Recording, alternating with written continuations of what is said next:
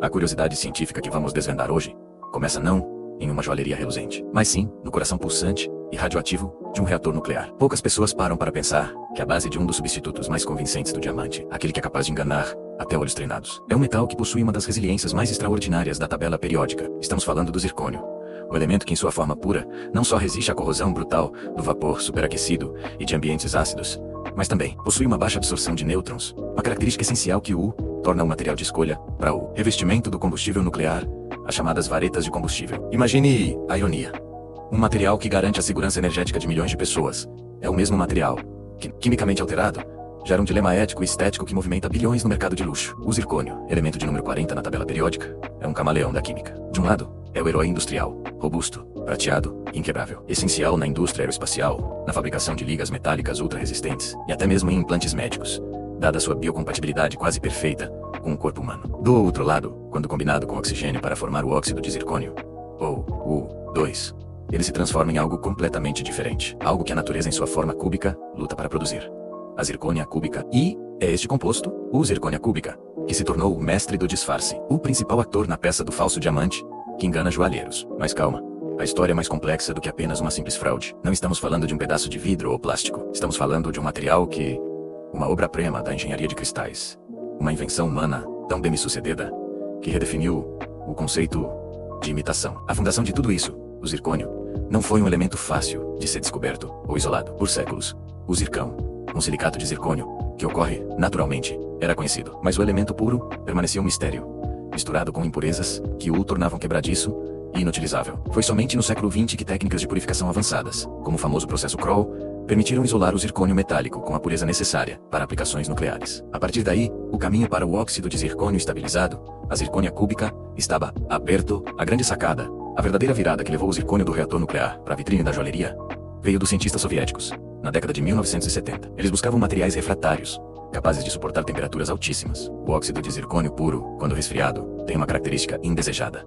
Ele muda de estrutura cristalina de tetragonal para monoclínica U, que causa rachaduras. Para resolver isso, os pesquisadores soviéticos, na Academia de Ciências da União Soviética, descobriram que adicionar estabilizadores como o ítrio ou o cálcio durante o processo de fusão a temperaturas que chegavam a quase 2.500 graus Celsius permitia que o cristal de óxido de zircônio se resfriasse e mantivesse sua estrutura cúbica estável e crucialmente perfeitamente transparente. Eles chamaram este material sintético de Fiancite, em homenagem ao Instituto Físico Lebedev. Mas o nome que pegou globalmente foi zircônia cúbica, ou simplesmente CZ.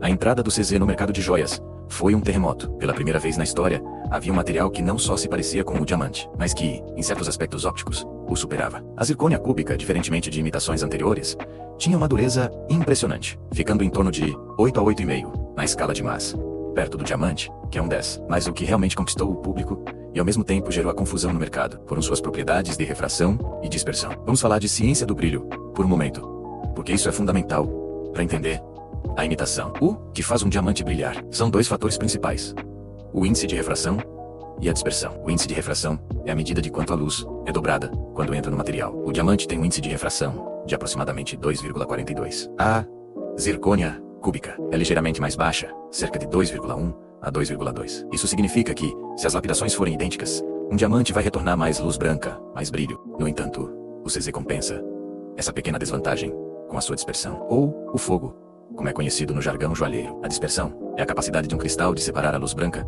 em seu espectro de cores, ou seja, no arco-íris. O diamante tem uma dispersão decente, mas a zircônia cúbica tem uma dispersão significativamente maior. Isso faz com que as pedras de CZ exibam um arco-íris de fogo mais intenso e perceptível. É aqui que mora o primeiro indício visual de que a pedra pode ser falsa. Paradoxalmente, o brilho exagerado, o fogo muito colorido e forte, é muitas vezes o delator da imitação. É importante sublinhar que a zircônia cúbica não é um diamante de laboratório. Essa é uma distinção que precisa ser feita. Diamantes de laboratório são carbono puro com a mesma estrutura cristalina do diamante natural, apenas criados em condições de alta pressão e alta temperatura. A zircônia cúbica é um óxido de zircônio, uma entidade química completamente diferente. Contudo, para o olho não treinado, ou para alguém comprando um anel em uma loja que não é especializada, a diferença pode ser zero, e a tentação de pagar uma fração do preço por um visual idêntico é irresistível. E aqui chegamos ao dilema do conflito.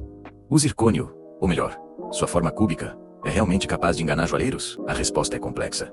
Mas sim, o engano não está geralmente na pedra solta, que pode ser facilmente testada, mas sim na escala industrial, e mais perigosamente, em peças que foram montadas para fraudar. Lembre-se, estamos falando de uma imitação perfeita, no visual, e muito próxima, na dureza. Houve casos notórios, especialmente quando o CZ foi introduzido e as técnicas de identificação ainda não estavam totalmente disseminadas, em que cargas inteiras de pedras eram vendidas como diamantes de baixo grau. O engano se baseia na premissa de que o joalheiro, ao avaliar pedras pequenas ou já montadas, fará uma inspeção visual rápida. E se essa é a sua primeira vez mergulhando no mundo das joias, eu quero te perguntar, você já se deparou com uma situação em que o brilho de uma zircônia cúbica parecia bom demais para ser verdade? Conte sua experiência nos comentários, porque a diferença está nos detalhes que estamos prestes a revelar. A chave mestra para desmascarar a zircônia cúbica reside na ciência do calor. Os diamantes são os condutores térmicos mais eficientes que conhecemos. Pense em um diamante como um superrodovia para o calor.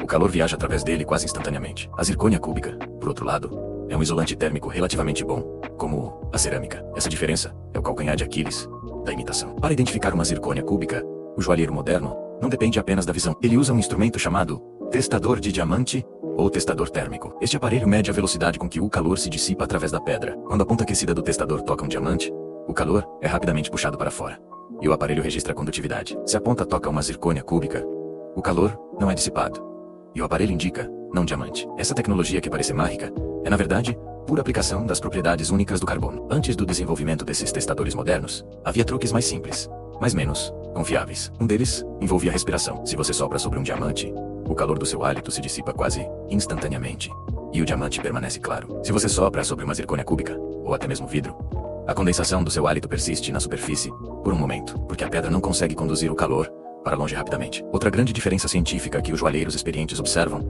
é o peso, ou densidade específica. O zirc, NiOe e, consequentemente, a zircônia cúbica, são elementos muito mais pesados que o carbono. A zircônia cúbica tem uma densidade específica, que é cerca de 1,7 vezes maior que a do diamante. Isso significa que uma zircônia cúbica de 1 quilate será visivelmente menor que um diamante de 1 quilate, ou mais frequentemente, que um CZ lapidado para ter o mesmo tamanho de um diamante de 1 quilate será dramaticamente mais pesado. Um joalheiro pode identificar a falsificação simplesmente sentindo o peso da pedra na mão, se tiver prática. Mas o que torna a zircônia cúbica ainda mais perigosa para o mercado é a sua perfeição. Os diamantes naturais, por serem produtos da natureza, quase sempre apresentam inclusões, pequenas falhas internas que funcionam como sua impressão digital geológica. A maioria dos diamantes de alto valor é classificada como VS, muito ligeiramente incluída, ou IF, internamente perfeita. A zircônia cúbica, por ser cultivada em um ambiente de laboratório controlado, nasce impecável. Ela é tipicamente classificada como internamente perfeita, sem inclusões. E aqui reside o segundo grande dilema ético, e o principal motivo pelo qual o zircônio é um nome temido em certas esferas do mercado de joias.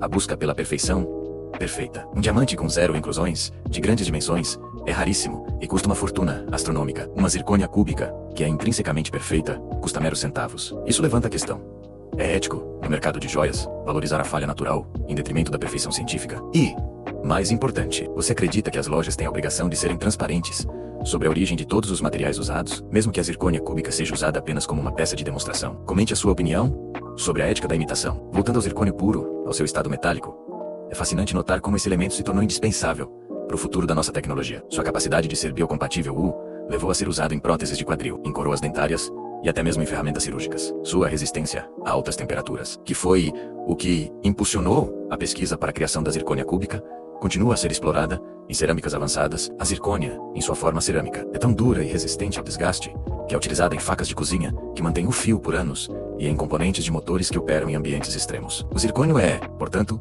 o pai de um paradoxo. Seu óxido cria o brilho superficial e acessível, que democratiza o acesso ao visual do luxo, permitindo que milhões de pessoas usem anéis, brincos e colares que brilham intensamente, sem carregar a carga econômica. E sejamos francos, a carga controversa de diamantes extraídos. Mas o zircônio em si continua a ser um material de elite, caro e complexo, usado onde a falha não é uma opção, seja em um reator nuclear ou no seu próprio corpo. A beleza do zircônio e de sua prole, a zircônia cúbica, está exatamente nessa dualidade. Ele nos força a questionar o que valorizamos mais: a raridade geológica, a imperfeição natural ou a engenharia humana, que pode replicar e, em alguns aspectos, até melhorar a estética da natureza por meio de um processo científico irrepetível. A zircônia cúbica não é apenas um falso diamante. É um triunfo da ciência de materiais que transformou um elemento obscurecido, o zircônio, em um fenômeno global. Para concluir esta jornada no mundo do brilho sintético, fica o alerta: se você está comprando uma joia, a diferença entre o zircônio cúbico e o diamante está nos detalhes invisíveis. A olho nu, na forma como a luz se dispersa, na maneira como o calor viaja